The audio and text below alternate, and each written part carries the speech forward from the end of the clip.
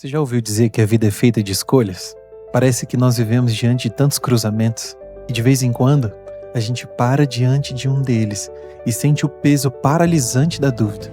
Para onde eu vou? E se eu escolher o caminho errado? E se eu estragar o plano de Deus para minha vida? Infelizmente, nós somos ensinados a procurar um mapa completo, como se um X vermelho marcasse o destino final.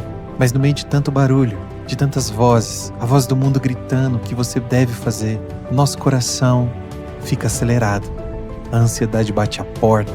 Fica quase impossível ouvir o sussurro do céu. Mas e se eu te disser que Deus não quer te dar um mapa? Ele quer ser sua bússola. Ele raramente ilumina os próximos 10 anos da sua vida, mas certamente iluminará o seu próximo passo. A vontade de Deus não é um campo minado feito para te destruir quando você pisa fora. É um caminho feito para te transformar. A partir de março, nós vamos embarcar juntos numa nova jornada para acalmar o coração, silenciar o mundo e voltar a ouvir a voz do Pai. Bem-vindos à nossa nova série de mensagens, Divina Direção, encontrando a voz de Deus no barulho da vida. Aos domingos na Angá, venha descobrir seu próximo passo. Hoje nós começamos nossa série de mensagens, Divina Direção. Será um privilégio essa jornada. Tenho certeza que o Senhor vai falar poderosamente aos nossos corações. Tenho o privilégio nessa noite de iniciar essa jornada com você. Nessa nova série de mensagens, chamada Divina Direção, onde nós vamos parar para ouvir a voz do Senhor e receber direção, amém? Glória a Deus. Nós vivemos num tempo onde nós podemos considerar que é a era da informação. Só que ao mesmo tempo que nós temos tantas informações, há também uma enorme falta de sabedoria. Nós nunca tivemos acesso a tantos dados, tantos conhecimentos, opiniões, vídeos, cursos. E curiosamente, nunca foi tão difícil tomar decisões simples. Nunca foi tão difícil tomar direcionamento. Pensa no seu celular aí. Quando você abre aplicativo demais, dependendo principalmente do ano que ele é, você começa a abrir vários aplicativos ao mesmo tempo. Não sei se você já passou por isso, mas quando o sistema trava, o celular fica travado. Ou o computador, a tela congela. Nada funciona. É exatamente assim que está acontecendo com muita gente hoje. Nós estávamos conversando, o pastor Eric e eu, e a gente falava para ele sobre isso. E nós falávamos, ele falava, pastor, é verdade, muitas pessoas têm buscado a direção do Senhor. E algumas pessoas pensam ter a direção do Senhor, mas também não têm. E estão embarcando em coisas que o Senhor não quer. E a verdade, meu irmão, é que o excesso de opiniões na nossa carreira, casamento, cidade, ministério, gerou em nós ansiedade constante. Gerou em nós apreensões, gerou em nós dificuldades de ouvir a verdadeira voz que pode nos direcionar. A gente tem medo de escolher errado e estragar a própria vida. Mas sabe, aqui, diante da família de Cristo, o apóstolo Paulo em Filipenses nos ensina a não andarmos ansiosos por coisa alguma. Nos ensina para que nós possamos confiar no Senhor e levar nossas súplicas a Ele. Levar aquilo que está nos afligindo. E obviamente que o apóstolo Paulo não está falando aqui de ansiedade generalizada, que é uma patologia. O apóstolo Paulo está falando da condição natural do ser humano. O ser humano A ansiedade é um sentimento comum em todas as pessoas. Porém, quando nós começamos a ser afetados por isso, amado, quem sofre de ansiedade sabe o que eu estou falando. Eu estava conversando com uma pessoa aqui esses dias, e a gente falava exatamente disso. A depressão é terrível, mas ela é silenciosa. Você sofre em si mesmo, você se fecha em si mesmo, você está ali. Mas a ansiedade, ela se externa de muitas formas. A ansiedade generalizada, ela se externa de várias formas. Não que a depressão não o faça, mas a ansiedade, ela causa paralisia na pessoa. Ela fica sem ar, a pessoa, sabe, muitas medicações, até que tudo se acerte. Nós estamos vivendo nessa era onde as pessoas, elas estão sim sendo afligidas pelo medo, pela ansiedade, estão sendo afligidas por tantas coisas. E sabe quem tem a resposta para tudo isso? Nosso Deus. Glória a Deus pelo seu aleluia tão evangélico. Nosso Deus não tem a resposta, sabe? Somente a resposta, sabe por quê? Porque Ele próprio é a resposta para essa geração.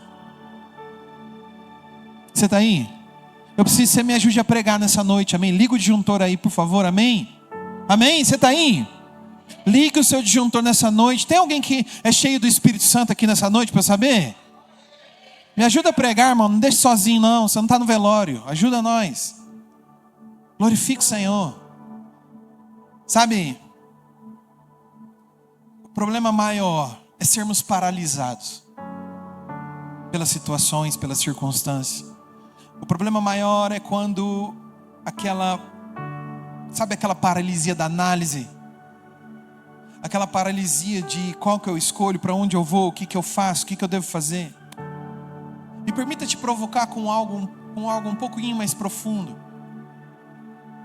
E se eu te perguntasse o seguinte: e se esse bloqueio não for só psicológico, mas espiritual? O medo de decidir nasce quando a gente acredita que o futuro depende totalmente da nossa capacidade de escolher certo. É aí que começa a nascer o medo de tomar decisões, o medo de fazer aquilo que nos está sendo confiado para fazer, por exemplo. Quando achamos que um passo em falso pode destruir todo o nosso destino, toda a nossa trajetória, meu irmão, nós estamos carregando um peso que nunca foi nosso. O peso pertence ao Senhor, porque Ele é o dono da vida, Ele é o dono do futuro, Ele é o dono do amanhã. Esse peso não é nosso. Hoje nós começamos essa jornada aqui justamente porque nós queremos aprender a ouvir a voz de Deus no meio do barulho da vida, no meio de tantas vozes da vida. E o ponto de partida aqui não é um mapa detalhado dos próximos 10 anos da sua vida. Eu não vim aqui para dizer para você o que serão nos seus próximos 10 anos. Mas eu estou te dizendo, eu estou querendo aqui nessa noite descobrir, entender e dizer para você, sim, que o dono dos nossos anos quer nos apontar o próximo passo, para que os nossos próximos 10 anos sejam abençoados. Meu irmão, Deus raramente nos dá um holofote e ilumina tudo na nossa frente, para a gente poder enxergar tudo. Já pensou se fosse assim? Não é. Normalmente Deus pega uma lanterna e clareia o próximo passo que a gente dá, porque Ele quer que nós dependamos dEle. Ele quer justamente criar, porque Deus é um Deus de relacionamento. Deus é um Deus que se relaciona conosco, com seus filhos, e Ele deseja que a gente dependa dEle, somente dEle. Para a gente entender o que o Senhor quer falar conosco essa noite, eu quero ler com você uma passagem que está lá em Provérbios. Provérbios capítulo 3, versos 5 e 6.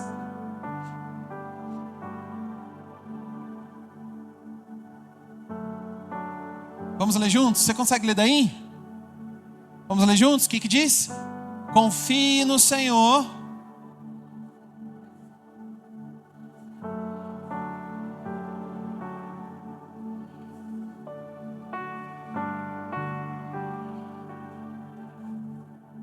Aleluia. Recline em sua cabeça, vamos orar ao Senhor. Senhor, nós oramos nessa noite clamando ao Teu nome.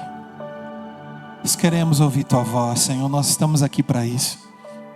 Nós queremos ouvir a tua voz, Senhor. Por isso nós estamos aqui nessa noite, Senhor. Porque necessitamos de ti, porque precisamos de ti, porque sabemos que o Senhor pode nos dar direção, sabemos que o Senhor pode falar conosco, sabemos que o Senhor pode sim mudar as trajetórias, as rotas, e queremos dizer mais: o Senhor tem liberdade de corrigir nossas rotas, Senhor Deus, pois o Senhor é aquele que cuida de nós. Obrigado, Senhor. Amém. Amém. Vocês estão me ouvindo bem aí no fundo? Amém. Eu estou meio surdo hoje, por causa da gripe. Estou recuperando da gripe, então não estou me ouvindo tão bem. Então, às vezes eu vou dar umas gritadinhas, mas não é de propósito não, tá? Eu estou meio surdo. Nós acabamos de ler um texto que vai nos ajudar a fazer essa calibragem das nossas lentes. Obrigado, filho. O livro de Provérbios, ao contrário de que algumas pessoas pensam, não é uma coletânea de promessas, de frases de efeito para a gente postar nas redes sociais. É um manual teológico sobre a realidade do Senhor. Lá no Antigo Oriente Médio, a sabedoria era ensinada no contexto de família. Era conhecimento que se passava de pai para filho. E principalmente com a comunidade da aliança. E aqui, o que nós vemos aqui, nós temos o tom de um pai amoroso, que está ensinando o seu filho, que está instruindo o seu filho sobre como o universo moral de Deus funciona. A premissa aqui de Provérbios é Deus que criou o mundo com uma ordem, uma textura. Deus criou o mundo com um padrão divino.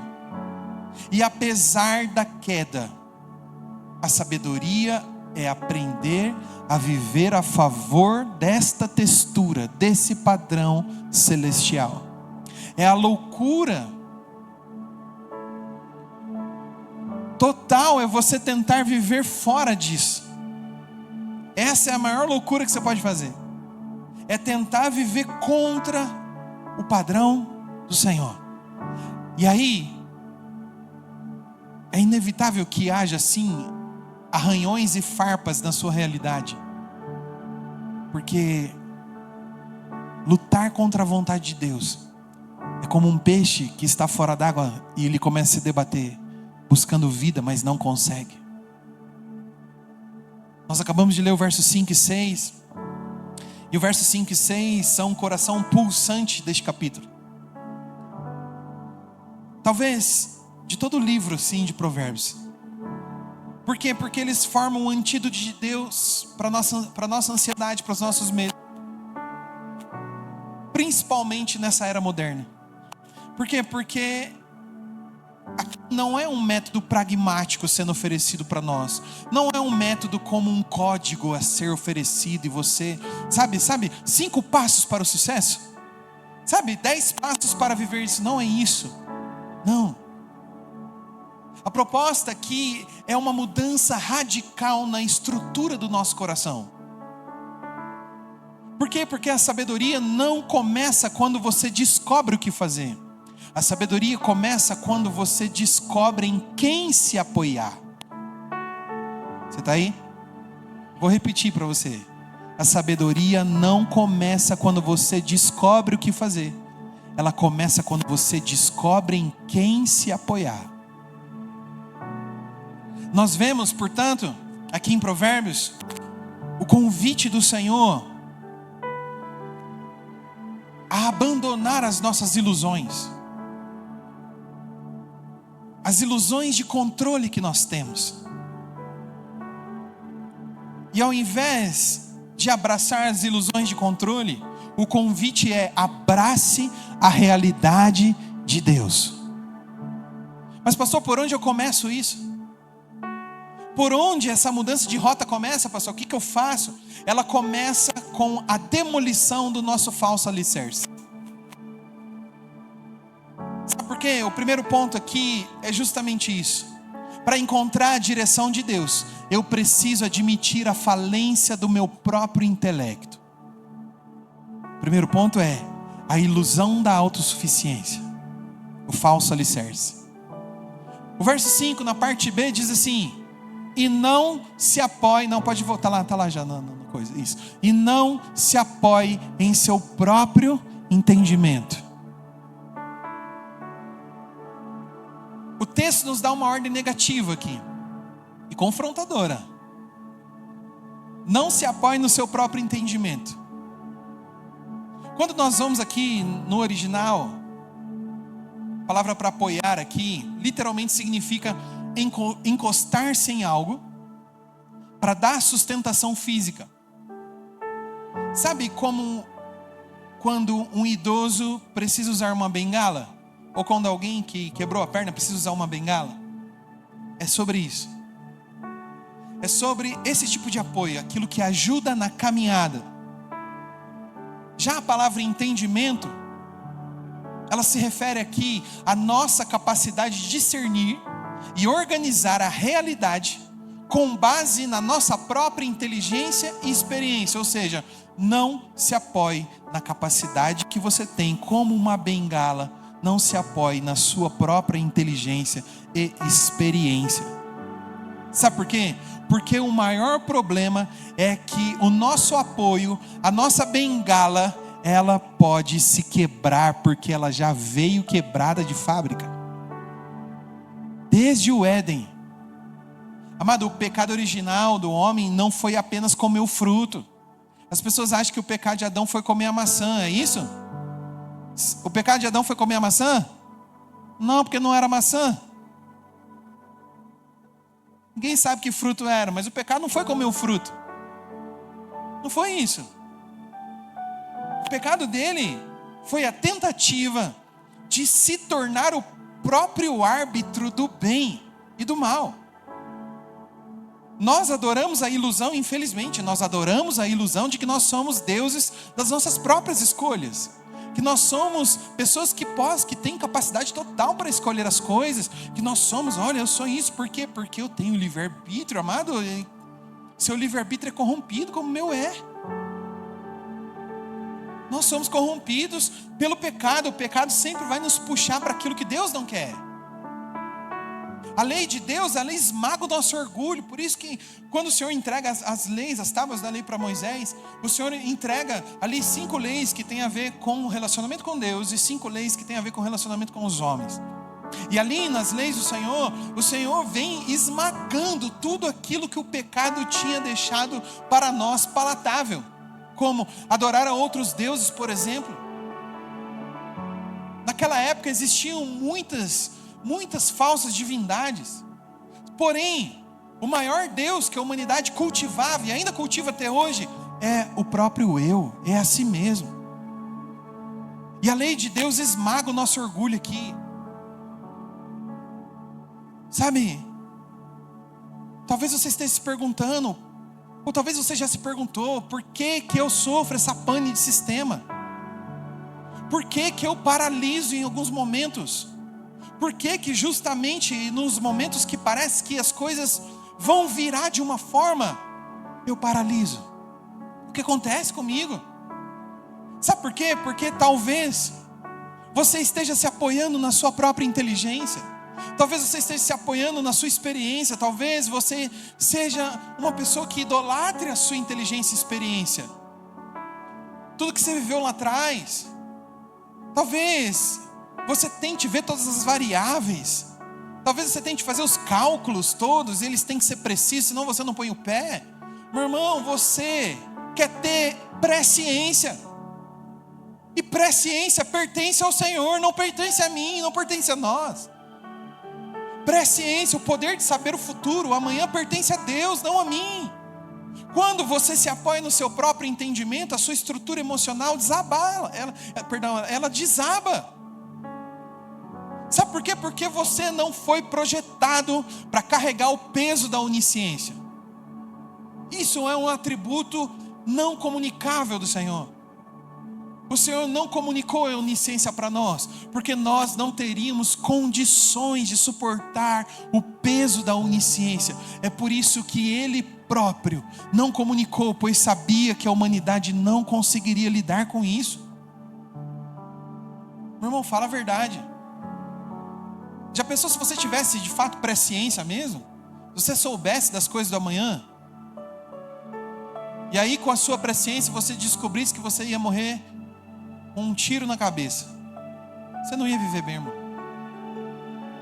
Você já viu aqueles filmes que o cara tenta fazer tudo para mudar o futuro, mas ele volta e fica a mesma coisa?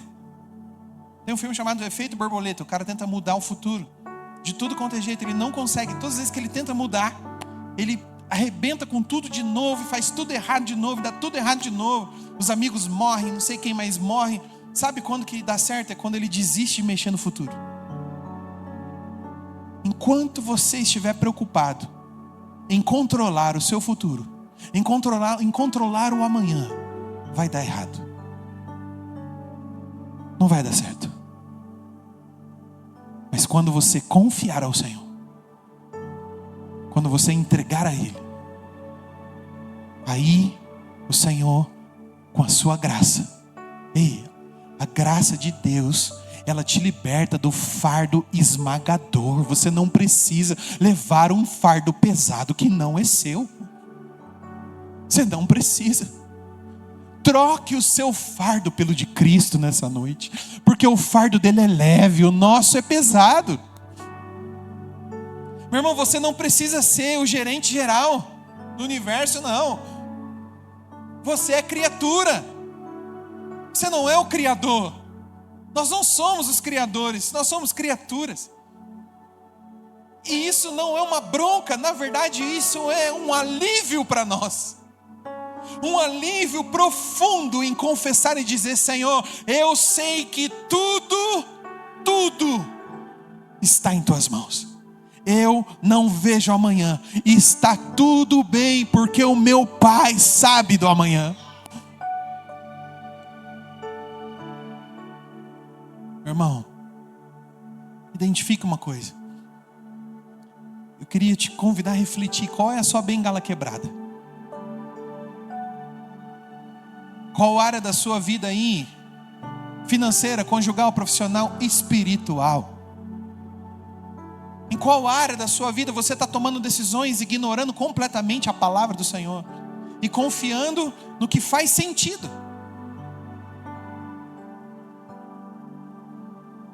Porque nós queremos tomar decisões baseadas em lógica, em probabilidades. Nós queremos tomar decisões baseadas naquilo que pode dar certo. Eu quero te convidar a abandonar essa bengala hoje. Eu quero te convidar a abandonar essa bengala e dizer: Senhor, eu não quero confiar nos meus próprios planos. Eu quero confiar naquele que sustenta o universo com o poder da sua palavra. Sabe, eu confesso, e eu quero confessar para você, abrir o meu coração, eu já precisei fazer uma oração de arrependimento diante do Senhor, pela ansiedade de ser controlador.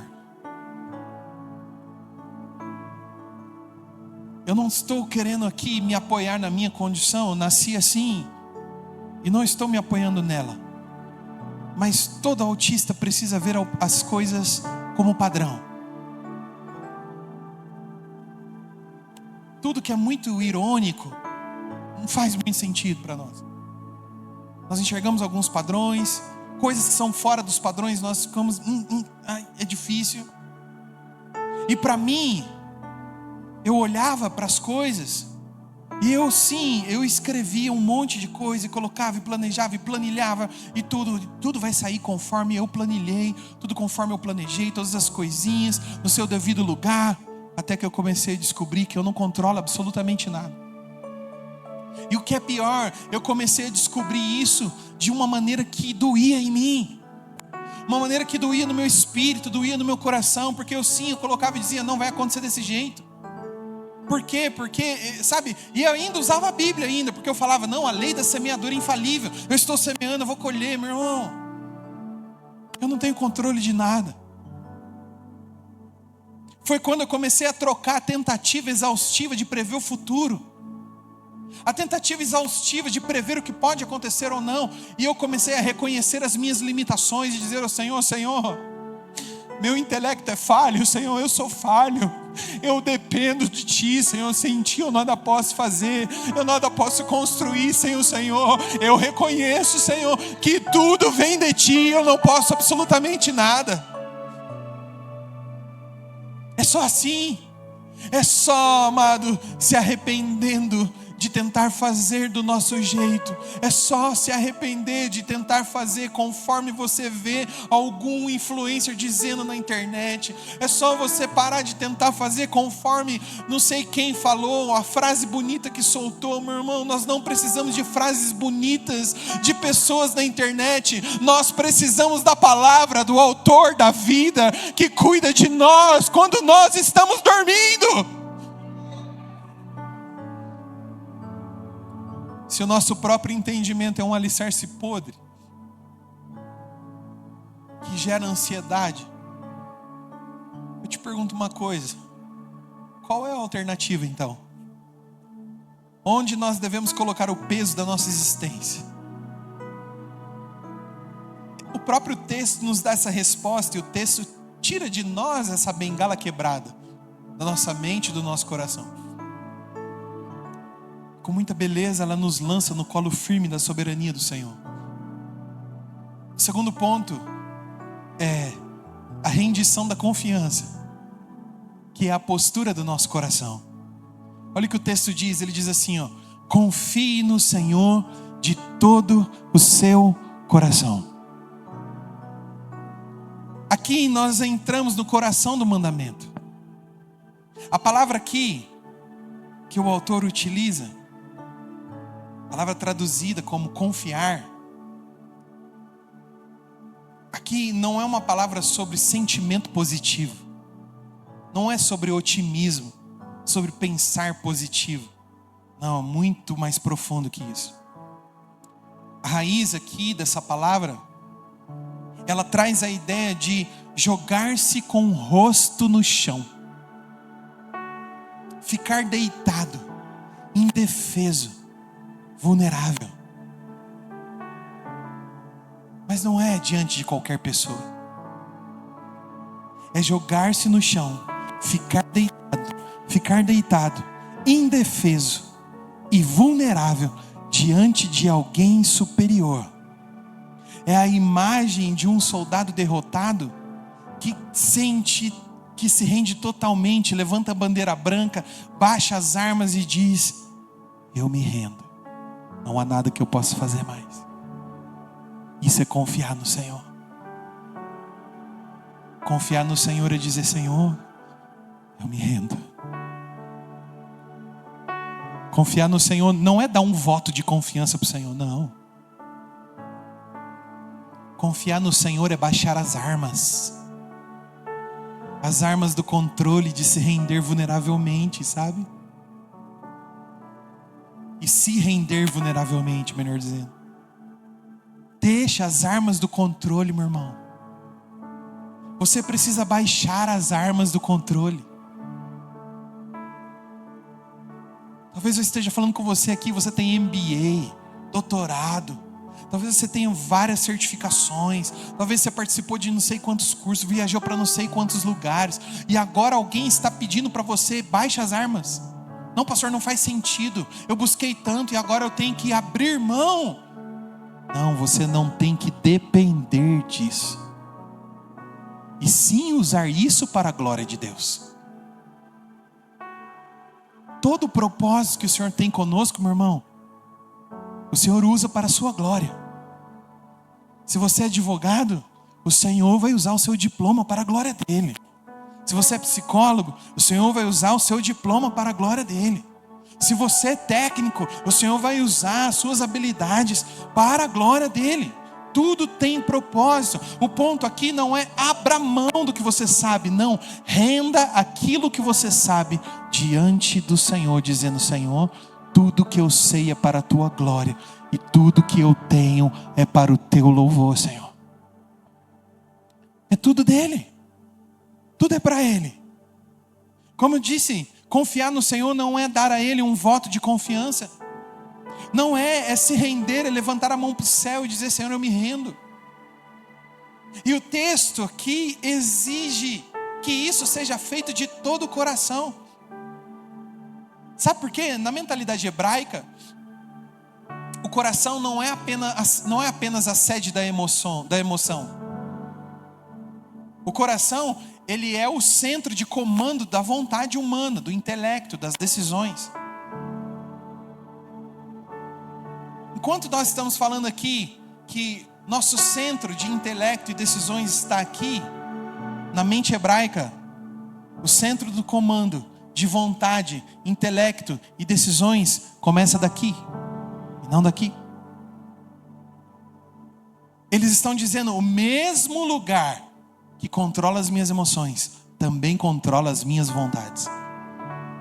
E é aqui que reside algo muito alinhado com aquilo que nós cremos, que é: nós não descansamos em nós mesmos, nós descansamos na soberania inabalável de Deus, mas nos relacionamos com Ele com um coração vibrante, rendido e sensível ao Espírito Santo, prontos para ouvir a voz dEle. Sabe por quê? Porque o nosso grande problema, começar em mim, o nosso grande problema, o problema de muitos crentes, muitos cristãos, não é que a gente não confia em Deus, nós confiamos em Deus. O problema é que nós confiamos em Deus só com a metade do coração. Nós entregamos a Deus o nosso domingo, mas seguramos com toda a força nossa conta bancária, nossos relacionamentos, nossos filhos. Nós não confiamos.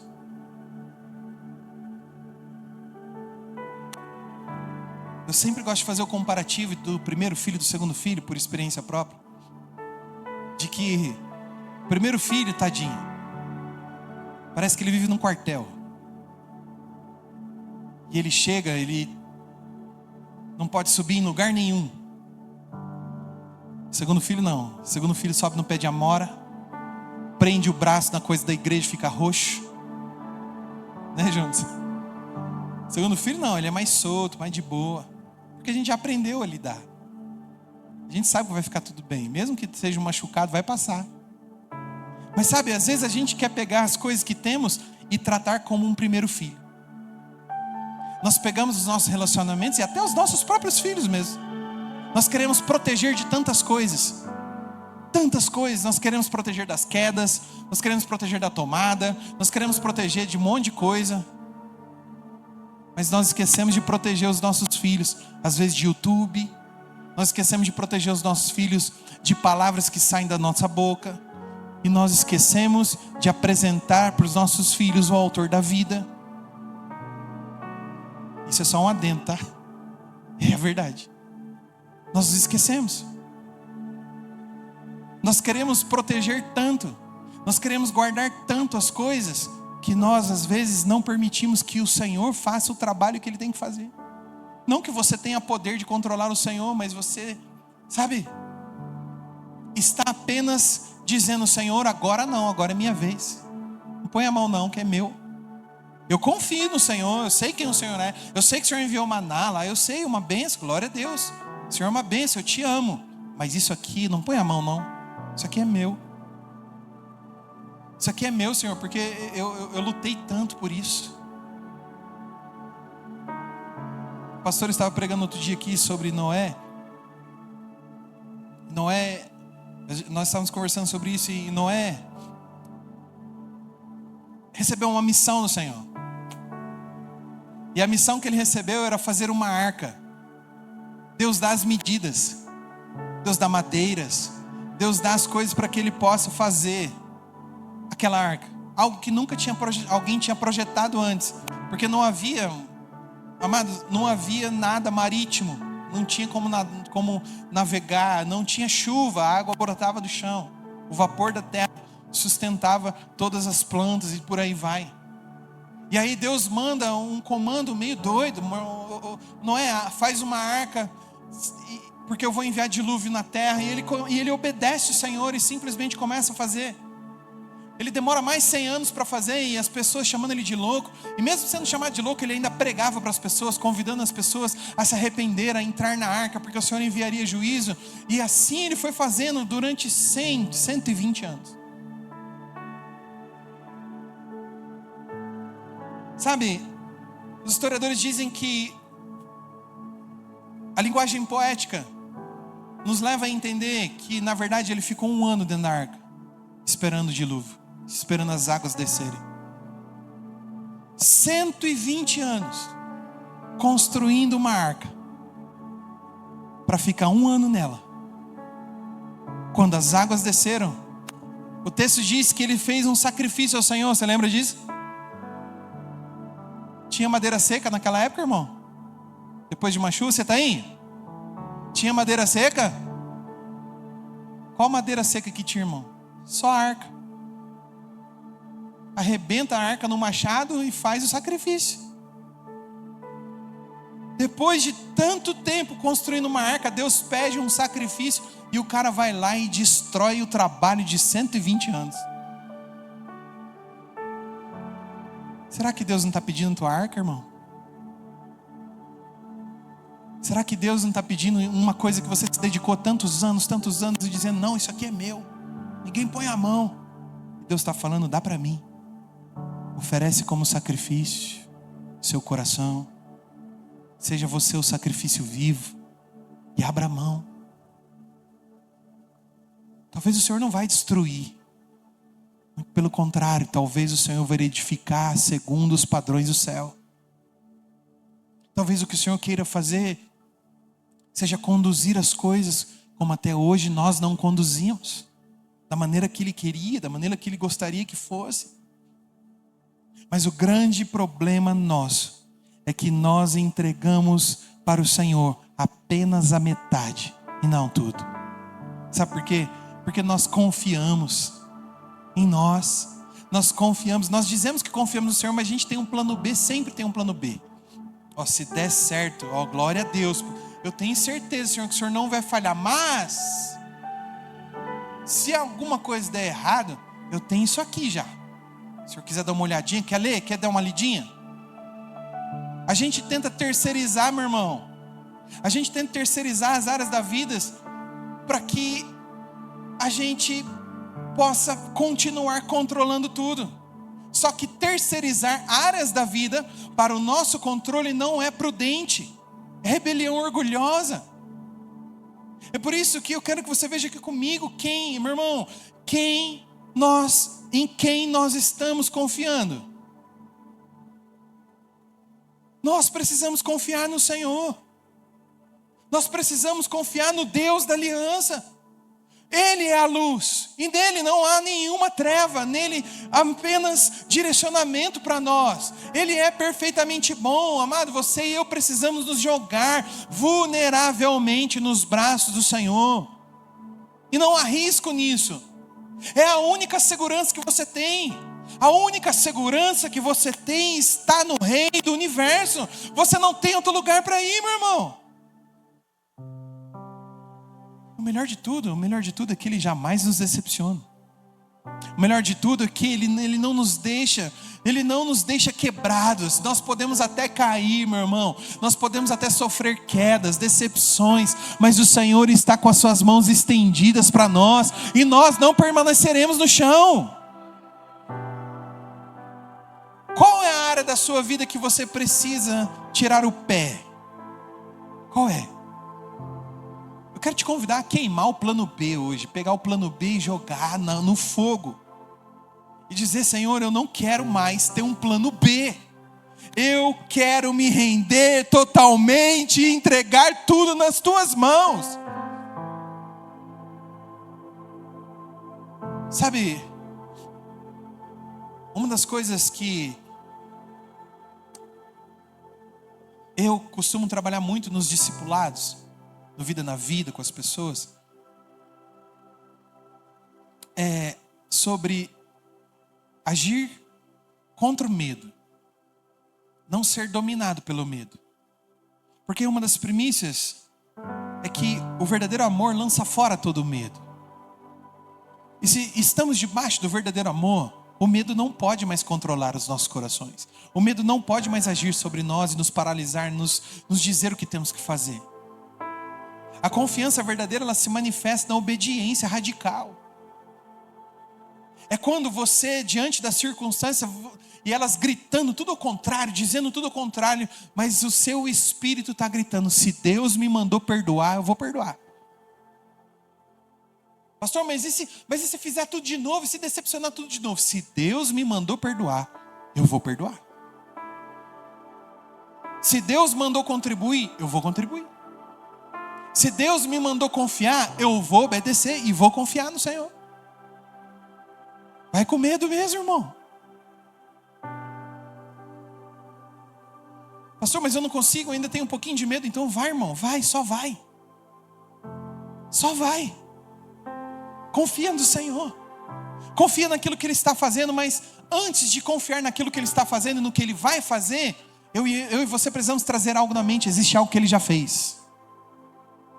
Existe algo que Ele já fez lá na cruz por nós. Ele lançou sobre nós a sua graça. E tudo que Ele conquistou ali na cruz, Ele nos confiou. Ele deu a nós. E por isso nós estamos aqui hoje, reunidos como igreja. Meu amado, nós precisamos abandonar a autossuficiência, porque ela é um falso alicerce. Nós precisamos nos render de todo o coração a Deus, porque é essa postura que Ele quer.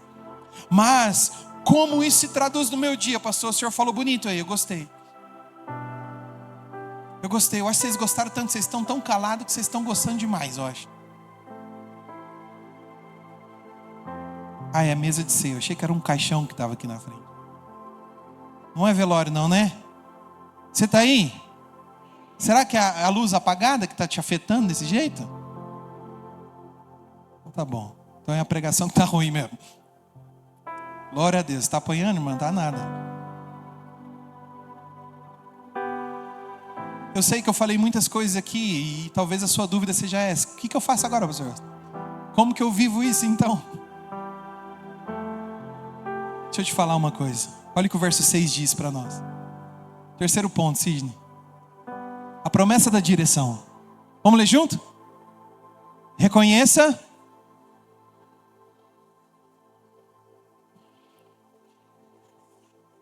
Aleluia. Olha a promessa no final. Reconheça o Senhor em todos os seus caminhos e Ele endireitará as suas veredas. Uau! Isso aqui é uma promessa das mais amadas. Porém, das mais mal compreendidas também. Sabe por quê? Porque começa com o verbo reconhecer. Quando a gente vai para o original, aqui significa conhecer intimamente. Ter comunhão profunda. Não é apenas lembrar que Deus existe. É trazê-lo para a mesa das decisões. É trazer Deus para o centro das suas decisões. É trazer Deus para o meio e não decidir enquanto Deus não falar alguma coisa. Sabe, em todos os teus caminhos. Não é só em alguns. Porque infelizmente nós, amado, na vida cristã, na história da igreja recente, principalmente a história recente da igreja, nós fomos ensinados a viver uma dicotomia entre sagrado e secular. Amado, Deus se importa com quem você namora. Deus se importa. Deus se importa com quem você fecha contrato. Deus se importa. Deus se importa como você trata seus filhos, seus funcionários. Deus se importa. Deus se importa como você cuida do seu carro. Deus se importa. Porque foi Ele que te deu. Aí você põe lá, Deus me deu. Ó, presente de Deus. Aí passa, vê o irmão indo embora na chuva e não dá carona. Ô irmão, que isso? Sabe, Deus se importa. Não existe. A área material, Deus não se intromete. Não, Deus, Ele quer estar ali também. Ele quer estar ali com você. Deus se importa sim como você faz o seu cotidiano. Deus se importa se você reconhece Ele nos seus caminhos, em tudo que você põe a mão. Agora, se reconhecemos o Senhor na intimidade, nos caminhos do cotidiano, meu irmão, a promessa é como se ela se ativasse. Porque o texto diz aqui, Ele vai endireitar as suas veredas. Ele não está dizendo aqui, ó, Deus vai endireitar aquilo que é espiritual. É endireitar por onde você pisa. É endireitar o que você põe a mão. É tornar reto. É tornar plano, desimpedido. Quando você confia no Senhor, é justamente Deus vai na frente, abrindo o caminho. É justamente isso. É confiar no Senhor que Ele está abrindo a frente. Que Ele está fazendo, mesmo que os meus olhos não venham, não possam ver, mesmo que as minhas mãos não toquem, mas o Senhor está abrindo o caminho. O Senhor está fazendo, por quê? Porque eu confio nele, porque eu sei que Ele está à frente, porque eu não vou sair daqui se Ele não for primeiro. Mas quando nós queremos dar os passos sem Ele, meu irmão, aí vai dar errado. É exatamente essa frustração de muitos corações. A frustração de muita gente hoje é que querem os caminhos retos do Senhor, só que rejeita a intimidade do Senhor. Sabe uma coisa que eu acho bonito, assim, eu acho muito bonito? Uma coisa que é do homem. O homem não sabe se vestir. Não sabe. O homem é ruim para se vestir. Antes de começar a namorar a pastora, eu me vestia de maneira estranha. Eu usava um all-star rasgado. Eu usava uma camiseta xadrez. Um bracelete de couro, assim, que eu era roqueiro, né? Bracelete de couro. Só a barbicha, assim, ó. Tal. Não sei o que ela viu em mim. Aí um dia eu estava lá, ela nem morava comigo. A gente só namorava nessa época. Um dia eu vou colocar o meu all-star, o meu all-star amado, sabe, todo rabiscado, com o autógrafo das pessoas da escola, porque era do ensino médio ainda, olha essa ideia. Fui procurar meu all-star. Cadê o all-star? Mãe, você jogou fora meu all-star? Eu, não. Cacei o all-star, não achava all-star. Quem jogou fora meu all-star? Ela. Jogou fora meu all-star. Glória a Deus, glória a Deus. Sabe, a partir do momento que a gente se casou, e quando eu comecei a pastorear a igreja então, ela falou, amor, assim não tá legal essa roupa aí. Eu tô vestido assim porque ela me vestiu desse jeito. Mais um glória a Deus, eu vou embora. Sabe, ela falou, não, põe essa camisetinha de padre, fica bonito, você fica bonito. Eu falei, amor, mas e o meu sapato? Põe o marrom, que você tá todo de preto, vai combinar, vai ficar bom. Falei, glória a Deus. Sabe por que ela pode falar que eu tô feio? Porque ela é minha esposa. Sabe por que ela é minha esposa? Porque nós temos intimidade. Você sabe que no casamento bíblico não era cerimônia de entrar de branco na igreja. Não era pôr aliança, casar no civil, meu irmão. O casamento bíblico era ter relação com a esposa. Isso se consumava o ato de intimidade e estava casado. E é justamente por isso, porque nós temos intimidade, nós conhecemos as coisas mais ruins uns dos outros. Nós conhecemos a nossa face feia, nós conhecemos ali o bafo do matinal, nós conhecemos como mastigamos. A pastora me dá bronca se eu mastigo de boca aberta. Ó, que legal. Eu aprendi a mascar de boca fechada o chiclete porque ela me dava bronca todo dia. Porque ela tem intimidade. Geralmente isso é mais a mulher que fala para nós, né? Porque se você falar para sua esposa que ela está mais cheinha, você vai arranjar um problema para você. Você viu que os irmãos ficaram tudo calados? Nunca fale isso para sua esposa. Mas ela pode dizer para mim. Ela vai falar para mim, amor, essa roupa não tá boa não. Não, isso aí não tá legal. Às vezes ela compra um traje e ela fala assim, masca o chiclete, você vai orar pelas pessoas, com esse bafo não vai dar certo. As pessoas vão cair, não é do espírito, vai ser do bafo. Porque ela pode. Você está entendendo o que Deus quer? Deus quer poder dizer para você assim: ei, para com isso, tira a mão daí, cara, você está fazendo bobeira. Pastor, mas ele tem poder, mas ele não vai chutar a tua porta. Porque isso não é relacionamento. Isso é fazer por obrigação. Deus não quer isso.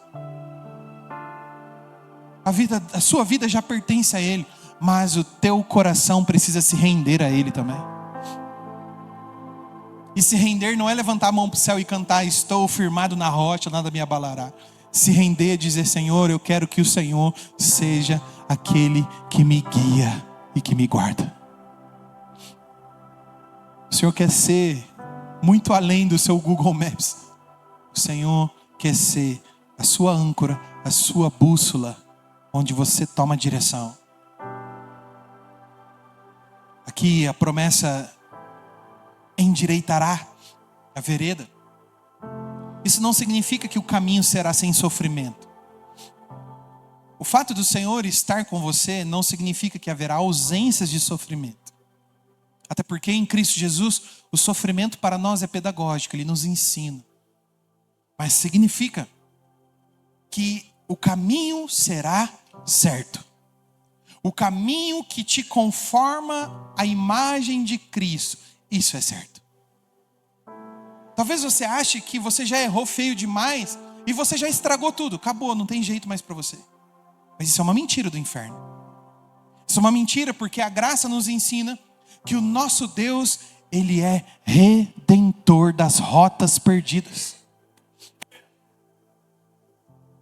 Quantos aconselhamentos já peguei pessoas falando: pastor, eu estou velho demais. Eu desperdicei meu tempo. Se na minha juventude, pastor, meu irmão, você está vivo. E se você está vivo, você pode respirar. E se você pode respirar é porque você tem fôlego. O Salmo nos diz: tudo que tem fôlego, louve ao Senhor. Você pode louvar o Senhor com a sua vida. Enquanto você está vivo, meu irmão, haverá vigor. E se não houver vigor, haverá os seus olhos. E se não houver os seus olhos, haverá algo em você que adora ao Senhor. E se não houver mais vida, você estará com Ele. Todos os dias Ele está conosco. Ele não nos abandona. A promessa de endireitar os nossos caminhos, meu irmão, como eu disse, não é uma ausência de sofrimento, mas é a certeza de que Ele não nos abandonará jamais. Sabe, como eu disse, antes de pedir direção ao Senhor, porque às vezes eu mesmo, parece que existem dois extremos muito profundos. Quero conhecer a vontade de Deus, pastor. Quero saber com quem será que eu devo namorar, meu irmão. Quem será que eu devo casar? Que emprego que eu devo ter, meu irmão? O ponto aqui não é esse. O ponto é você fazer aquilo que o Senhor direcionou você a fazer, mesmo que não haja detalhes. Gaste tempo, ao invés de tentar conhecer a vontade de Deus detalhada, o seu destino, gaste tempo conhecendo o caráter de Deus. Porque se você conhecer o caráter de Deus, que te emprega no reino dele, a direção é só uma consequência de intimidade com Deus. Direção não é algo que alguém põe a mão na sua cabeça e fala: assim diz o Senhor. Direção é algo que você recebe quando você é íntimo dele. Direção vem com intimidade. Direção vem com rendição. Nós precisamos parar de exigir que Deus ilumine os próximos 10 anos para a gente. Senhor, me mostra, por favor, me mostra como é que eu vou estar aqui daqui a 10 anos, meu irmão. Deus não vai mostrar para você. Ele vai endireitar a vereda conforme você caminha. Conforme você caminha em obediência, você vai viver a glória do Senhor no seu dia a dia, na sua vida diária. Só que nós tentamos limpar a entrada. A gente tenta apoiar ali em nosso entendimento e a gente tenta confiar de todo o coração, a gente vai tentando. Mas Se formos honestos, todos nós vamos falhar miseravelmente diante de Provérbios. Esse é fato. Porque na verdade nós estamos tentando. É real. Eu não posso dizer para você que você vai conseguir o tempo todo. Não posso dizer para você que agora sim você vai embora daqui, você vai sair 100% confiante no Senhor. Meu irmão, se eu te falar isso eu estarei mentindo. Pastor, então o que eu faço agora? Depois de uma pregação dessa, o Senhor vai falar que eu não consigo? Onde que eu vou encontrar então a esperança de verdade aí para que eu não vacile nos meus passos? Ah, meu irmão, se esse sermão terminasse com apenas uma lista de regras, de não confie em si mesmo, renda-se, busque intimidade, nós sairíamos daqui esmagados pela nossa própria incapacidade. Não adiantaria nada. Sim, porque a lei vai dizer para nós, a religião diz para nós, faça isso, não faça isso, faça isso aqui, não faça aquilo. E a nossa consciência, o nosso dia a dia vai responder, eu não consigo. Eu não consigo. Eu estou vendo que eu sou ruim, eu não tenho como estar aqui. É isso que a religião tenta nos dizer, mas a verdade é que nós já quebramos a bússola. Nós quebramos. Nós nos apoiamos no nosso próprio entendimento inúmeras vezes. Nós confiamos no Pai. Nós criamos caminhos tortuosos mesmo confiando no Pai. Pastor, o que eu faço então? Amado, toda a Escritura, inclusive Provérbios, aponta para alguém maior. Provérbios nos fala sobre a sabedoria de Deus. E o apóstolo Paulo nos diz em 1 Coríntios capítulo 1, verso 24, que Cristo é a sabedoria de Deus encarnado. Então pense assim, pense Jesus no Getsemane. Jesus no Getsemane diante da decisão mais aterrorizante do universo. Com o peso do pecado humano sobre as suas costas, sobre os seus ombros, e o cálice da ira de Deus que seria derramado sobre ele, ele não se apoiou no seu próprio entendimento, ele se jogou com o rosto em pó, confiando no Pai de todo o coração e disse, não seja como eu quero, mas como tu queres. Meu irmão, Jesus trilhou o caminho da obediência perfeita. E mais, Ele se deixou esmagar na cruz para que as nossas veredas tortas pudessem ser endireitadas, para que as nossas manchas feitas pelo pecado pudessem ser limpas. Ele absorveu a pane do sistema do seu coração, da sua mente. A pane da nossa rebelião, Ele levou sobre si. Quando você não souber, meu irmão, quando você não souber qual caminho tomar, olhe para aquele que disse, eu sou o caminho, a verdade e a vida. Cristo não é aquele que aponta a direção. Cristo não é apenas aquele que aponta a direção para você. Ele é o próprio destino. Ele é o próprio alvo. Se a sua vida está escondida em Cristo, meu irmão, nenhum passo em falso secular pode roubar o seu destino eterno. Porque se você está em Cristo, você volta para Ele. Você volta os seus olhos para Ele. Porque não há nada que brilhe mais do que Ele. A graça te liberta do medo de decidir. Sabe por quê? Porque a sua decisão mais importante, ela já foi garantida lá no Calvário. Você não precisa ter medo de decidir. Porque a decisão mais importante já foi garantida na cruz. Pastor, mas e se eu der um passo em falso, o Senhor estará lá. O Senhor vai endireitar as veredas. Você precisa confiar e dizer, Senhor, eu confio. Mas e se eu errar? Meu irmão, se você errar, o Senhor estará lá. Ele estenderá a mão. O problema é você estar paralisado diante das decisões. A palavra tem a ver com isso nessa noite, é de não estar paralisado diante das decisões. Amado, o medo de decidir termina onde a visão da beleza de Cristo começa. Ele vai terminar quando você começar a enxergar a beleza de Cristo sobre você.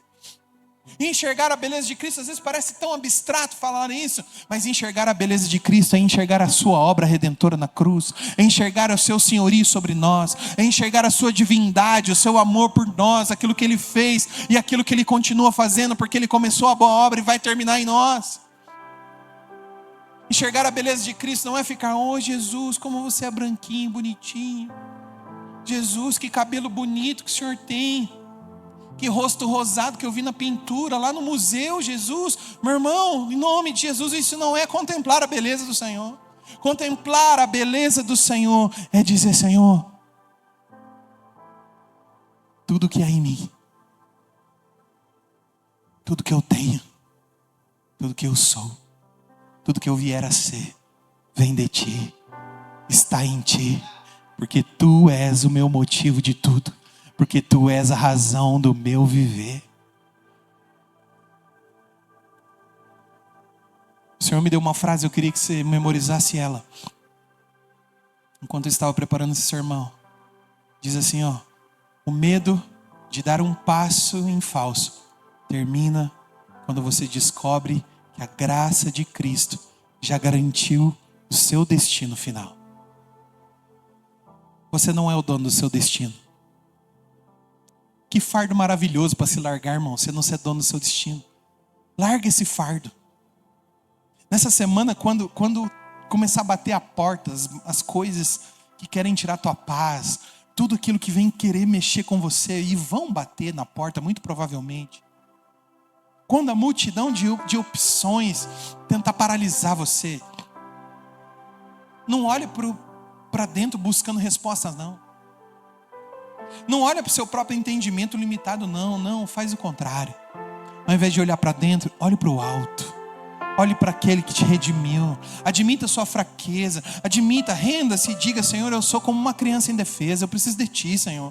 Senhor, eu quero caminhar em obediência íntima. Senhor, eu sei, um dia de cada vez, mas eu quero me tornar a imagem e semelhança do Filho, Senhor. Eu quero. É o desejo do meu coração, meu irmão. Aqui na missão, você que trabalha conosco, você que é voluntário, você que é obreiro, meu irmão, eu preciso te dizer uma coisa. Nós não fomos chamados para ter todas as respostas arquitetadas. Nós fomos chamados para seguir aquele que é o guia infalível dos nossos corações. Meu irmão, você não precisa de um mapa, você tem um bom pastor. Dê o seu próximo passo em paz. Vai ouvindo aquilo que o Senhor está falando, porque Ele não perdeu o controle da história e não vai perder o controle de nada.